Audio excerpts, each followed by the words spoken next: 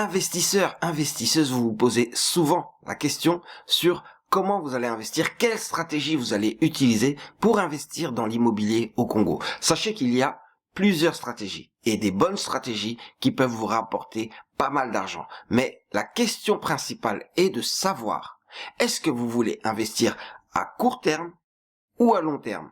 Parce que c'est pas les mêmes résultats et c'est pas la même façon de procéder.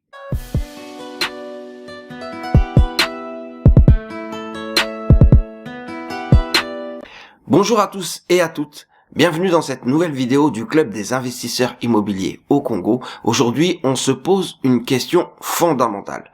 Comment on va choisir notre stratégie et surtout, est-ce qu'on investit à court terme ou à long terme? Parce que de là va partir toutes les décisions qu'on va prendre et les décisions peuvent être bonnes, peuvent être mauvaises, peuvent rapporter de l'argent ou peuvent faire perdre de l'argent si on n'a pas pris en compte dès le début notre stratégie. Alors pour cette vidéo, ce qu'on va faire, c'est qu'on va juste regarder qu'est-ce que c'est investir dans l'immobilier au Congo à court terme. Ensuite, on regardera ce que c'est investir dans l'immobilier au Congo à long terme. Et ensuite, on verra à peu près quel choix on peut avoir en fonction de ses propres objectifs. Quelle stratégie on peut adopter et enfin, on va pouvoir devenir rentable, on va pouvoir devenir efficace dans l'investissement immobilier au Congo. Alors, on va commencer tout de suite avec les stratégies à court terme. Les stratégies à court terme, ça veut dire vous investissez et d'ici une période de 1, 2, 3 ans, vous avez déjà des rendements, vous avez déjà de la rentabilité, vous êtes déjà passé à autre chose. Ces stratégies-là vous permettent de capitaliser. Souvent, elles vous permettent de faire de l'argent rapidement, mais rapidement, on va nuancer parce que c'est pas de l'argent facile et c'est pas de l'argent rapidement fait parce que, en vrai, il y a un travail derrière. On parle d'immobilier. Donc, il va falloir investir de l'argent et du temps et enfin récolter les fruits de nos investissements. Quand on parle d'investissement à court terme, on peut parler de promotion immobilière. Vous allez construire et ensuite vous allez revendre les lots. Ou alors on peut même juste parler de développement foncier où là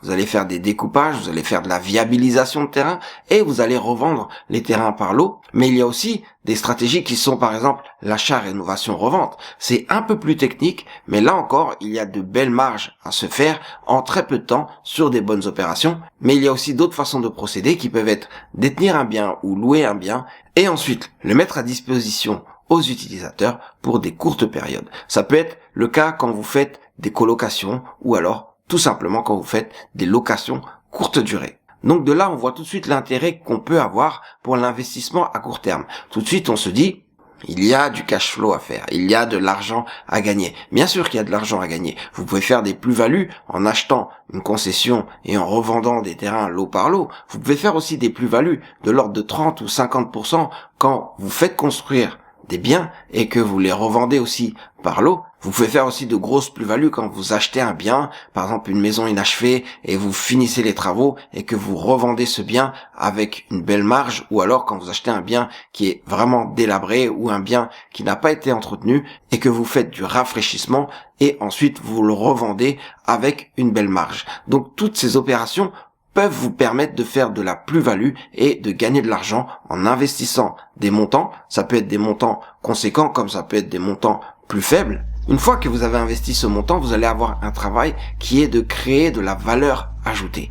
Et cette valeur ajoutée, elle va être propre à différents marchés. Si par exemple vous parlez de location courte durée, il s'agit de prendre un appartement, mais au lieu de le louer à long terme à des familles, vous allez par exemple le meubler et faire en sorte justement d'avoir des personnes qui vont louer sur du court terme. Et ces personnes vont payer plus cher parce que c'est meublé et parce que c'est disponible clé en main. Une petite astuce, si vous avez par exemple un appartement avec 3 chambres, vous pouvez faire de la colocation. 3 chambres ou 4 chambres ou 5 chambres, parce que ça existe encore. Il y a des maisons qui sont très grandes encore à Kinshasa ou dans d'autres villes au Congo et vous pouvez les exploiter en faisant de la colocation plutôt que faire de la division. Et pour ça, la meilleure façon de faire du cash flow, ça va être de rafraîchir votre bien, de le moderniser, de mettre des meubles et de mettre des équipements, donc d'avoir quelque chose qui est utilisable clé en main. C'est ça qui est bien avec toutes ces stratégies d'investissement à court terme. Il y a possibilité de créer de la valeur ajoutée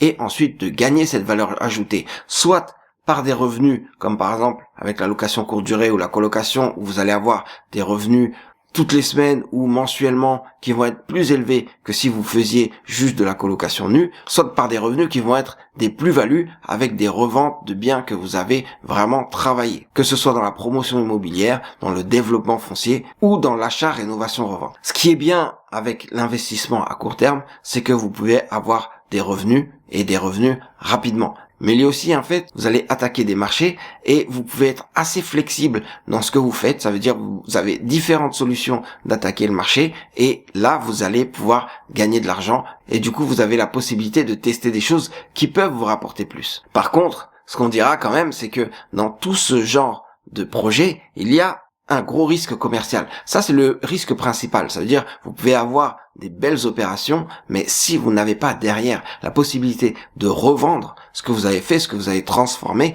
alors vous gagnez moins d'argent, voire même vous pouvez perdre de l'argent. Donc le risque commercial est assez important. Et en dehors de ce risque commercial, il y a quand même le fait d'avoir du travail, parce qu'il y a énormément de choses à faire. Si vous faites de l'achat, rénovation, revente, vous allez avoir des chantiers, vous allez devoir les suivre. Si vous faites de la promotion immobilière, vous allez aussi avoir des chantiers et vous allez devoir les suivre. Et ensuite, vous avez tout ce risque commercial à assumer. Et en espérant que tout s'est bien passé, là, vous pouvez gagner de l'argent. Donc ça demande quand même un certain investissement, mais si vous maîtrisez votre sujet, ça peut valoir le coup, parce qu'il y a quand même une belle marge à gagner. Parlons maintenant des investissements à long terme. Les investissements à long terme dans l'immobilier, on les connaît. C'est les investissements immobiliers classiques. Vous pouvez investir dans des appartements ou des maisons que vous allez faire louer. Vous pouvez investir dans des bureaux que vous allez faire louer. Vous pouvez aussi investir dans des locaux plus professionnels, mais que vous allez faire louer très longtemps à des sociétés qui ont un business particulier. Elles vont faire appel à vous et elles vont s'installer. Sinon, vous avez aussi la création de sociétés immobilières ou l'investissement dans ces sociétés immobilières, parce qu'elles vont acheter des biens, elles vont les gérer et elles vont les garder sur le long terme. Vous, ça vous permet d'investir sur le long terme comme sur le court terme, mais on va dire que le mieux, c'est d'investir sur de long terme et de pouvoir dégager un maximum de plus-value et de rendement. Donc du coup, ce qu'il y a de bien avec les investissements à long terme, c'est que ça vous offre quand même des revenus stables. Si vous achetez un bien et que vous le faites louer à une famille pendant plusieurs années, vous savez que vous allez encaisser des loyers. Donc c'est des revenus que vous connaissez et c'est des revenus qui, pendant très longtemps, vont vous permettre de rester investi dans l'immobilier. Et ça peut être aussi le cas quand vous investissez dans des commerces et que vous les laissez à disposition des entreprises, parce que les entreprises, elles sont là pour longtemps. Même au Congo, où on va dire qu'on est sur des logiques court-termistes, au Congo aussi, les entreprises peuvent être longtemps dans vos locaux, surtout si c'est des grandes entreprises ou si c'est des entreprises qui ont de l'avenir. Mais votre sujet à vous, c'est l'immobilier, c'est les locaux, vous leur laissez les locaux et eux les exploitent, mais vous, ça vous fait un revenu et un revenu stable pendant plusieurs années. Vous avez aussi le cas où vous investissez dans le foncier. Si vous investissez juste dans la terre, par exemple dans des terres agricoles, vous avez la possibilité de faire louer ces terres agricoles pendant 10 ans, 15 ans ou même 30 ans. Parce que là, vous savez que les personnes qui vont louer vos terres, elles vont devoir les exploiter. Elles auront aussi peut-être des moments où elles vont devoir reposer la terre et donc repartir sur d'autres cultures, ou alors se baser sur des cultures qui prennent du temps à maturer, du temps comme le cacao, comme le caoutchouc, où vous avez par exemple une période de 10 ans ou de 15 ans avant d'avoir les meilleurs produits, les produits qui vont vous permettre de gagner de l'argent. Oui, en effet, c'est dommage d'être locataire et de créer des super produits, mais ça, c'est leur problème.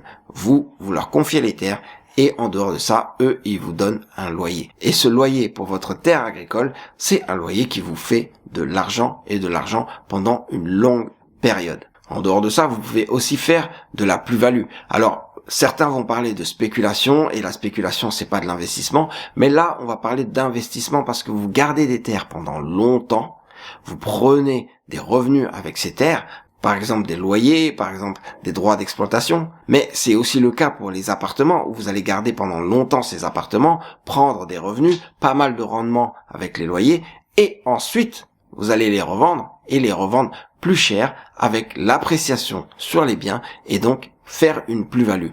Plus-value plus rendement là, vous avez vraiment des opérations qui peuvent être très rentables sur le long terme. C'est bien d'avoir des revenus. On parle des revenus qui peuvent être très bons, mais il y a quand même aussi là des risques quand vous investissez à long terme. Le risque principal, ça reste quand même la liquidité.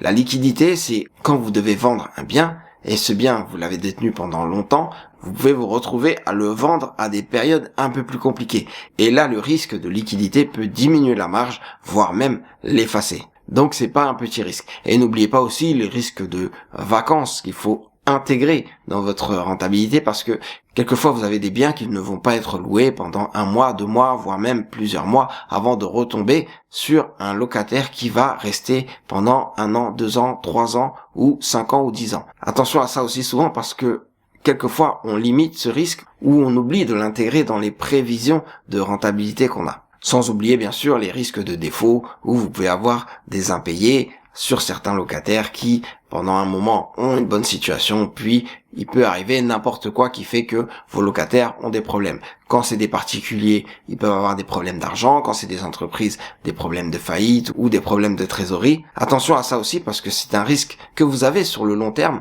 qui n'existe que très peu sur le court terme. Voilà donc ce que c'est les investissements à court terme, les investissements à long terme, et vous avez vu les avantages et les inconvénients. Maintenant, on va parler de vous et de qu'est-ce que vous pouvez faire pour réellement avoir la meilleure stratégie. Mais avant ça, je vais juste vous demander de vous abonner à cette chaîne si c'est pas déjà fait, mais j'imagine que c'est déjà fait si vous vous intéressez réellement à l'immobilier au Congo. Abonnez-vous et activez la cloche des notifications, parce qu'il y a d'autres vidéos qui vont venir et qui vont compléter les études qu'on a fait et aussi les analyses que vous avez fait de votre côté afin de faire de vous les meilleurs investisseurs immobiliers au Congo. Investisseurs, investisseuses, si c'est pas déjà fait, abonnez-vous. Maintenant, on peut parler de votre choix. Votre choix, c'est est-ce que vous investissez à court terme, est-ce que vous investissez à long terme? Ça dépend de vous. Déjà, ça dépend de vos objectifs financiers. Souvent, on investit à court terme quand on veut gagner de l'argent, quand on veut faire de la capitalisation pour ensuite réinvestir sur d'autres choses. Ça peut être réinvestir sur de l'immobilier encore à court terme pour toujours faire de l'argent, comme ça peut être pour ensuite réinvestir sur de l'immobilier à long terme, parce qu'il y a des niches qui peuvent nous intéresser ou juste des biens qui sont très intéressants sur le marché. Là, ça dépend de vous et de vos objectifs financiers. Mais ça dépend aussi de l'implication que vous voulez mettre.